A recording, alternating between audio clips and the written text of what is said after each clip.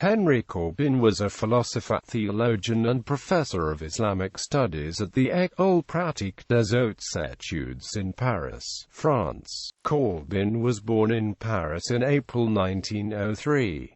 Although he was Protestant by birth, he was educated in the Catholic tradition and at the age of 19 received a certificate in scholastic philosophy from the Catholic Institute of Paris. 3 years later he took his licence de philosophy under the Thomas Etienne Gilson. In 1928 he encountered Louis Massignon, director of Islamic studies at the Sorbonne, and it was he who introduced Corbin to the writings of Suhrawardi, the 12th-century Persian mystic and philosopher whose work was to profoundly affect the course of Corbin's life. Years later Corbin said, "Through my meeting with Suhrawardi, my spiritual destiny for the passage through this world was sealed." Platonism, expressed in terms of the Zoroastrian angelology of ancient Persia, illuminated the path that I was seeking. Corbin is responsible for redirecting the study of Islamic philosophy as a whole. In his Histoire de la philosophie islamique, he disproved in his research the common view that philosophy among the Muslims came to an end after Ibn Rushd.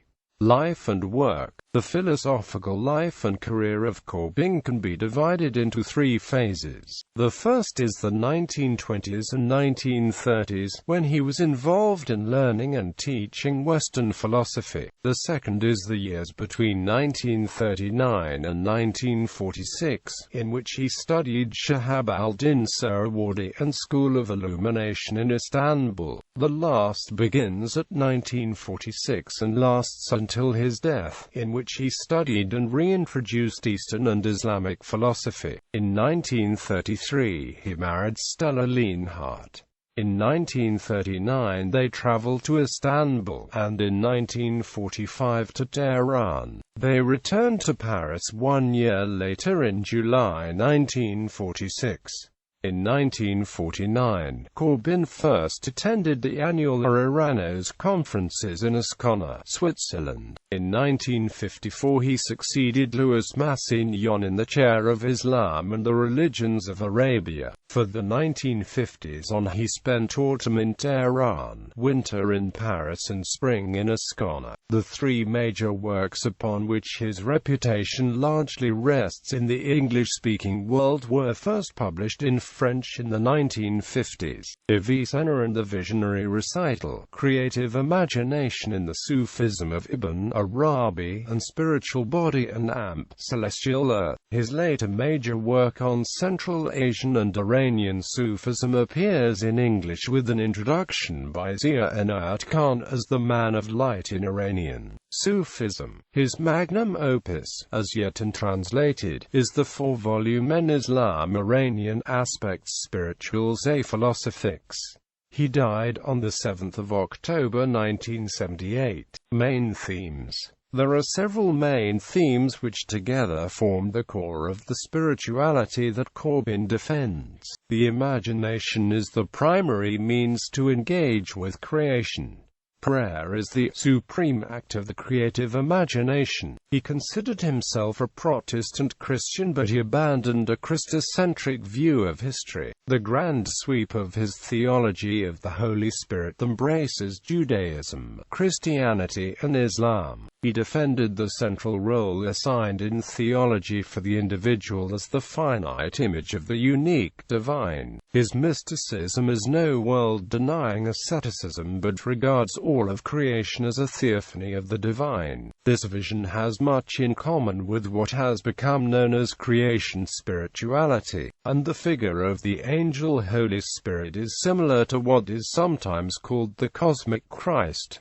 Legacy and influence. Corbin's work has been criticized by a number of writers. His scholarly objectivity has been questioned on the basis of both a Shiite bias and his theological agenda. He has been accused of being both a historically naive and dangerously politically reactionary, and he has been charged with being both an Iranian nationalist and an elitist in both his politics and his spirituality. Forceful rejoinder pointers to the more damning of these critiques by Laurie and Subtelny have been particularly lucid. Corbin's ideas continue to have an impact through the work of colleagues, students and many others influenced by his work. Though this list is far from complete, these include the following prolific Western scholars of Sufism and Islamic thought: Sayyid Hossein Nasr, William Chittick, Christian Jambert, Ali Amir Moetzi, Herman Landale, Pierre Lorry, James Cowan, James Morris, and Todd Lawson. In England, his influence has been felt in the work of Kathleen Raine, Philip Sherrard and other members of the Temenos Academy. Corbin was an important source for the archetypal psychology of James Hillman and others who have developed the psychology of Carl Jung. The American literary critic Harold Bloom claims Corbin as a significant influence on his own conception of Gnosticism, and the American poet Charles Olson was a student of Corbin's Avicenna and the Visionary Recital. Corbin's friends and colleagues in France have established l'Association des Amis de Henri Estella Corbin for the dissemination of his work, through meetings and colloquia, and the publication of his posthumous writings.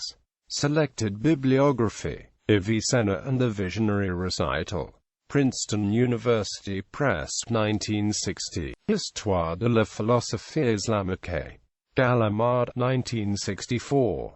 Creative Imagination in the Sufism of Ibn Arabi. Princeton University Press, 1969. En Islam Iranian Aspects Spirituals et Philosophiques. Gallimard, 1971-3. Spiritual Body and Amp, Celestial Earth, From Mazdan Iran to Shiite Iran. Princeton University Press, 1977. Le Paradoxe du Monothéisme. Hearn, 1981. Cyclical Time and Amp, Ismaili Gnosis. KPI, 1983. L'homme et son ange, Initiation et chevalerie spirituelle. Fayard, 1983. Face de Dieu, Face de l'homme, Hermeneutique et Sufisme. Flammarion, 1983. Temple and Contemplation. KPI, 1986. The Man of Light in Iranian Sufism. Omega Publications, 1994. Swedenborg and Esoteric Islam. Swedenborg Foundation, 1995.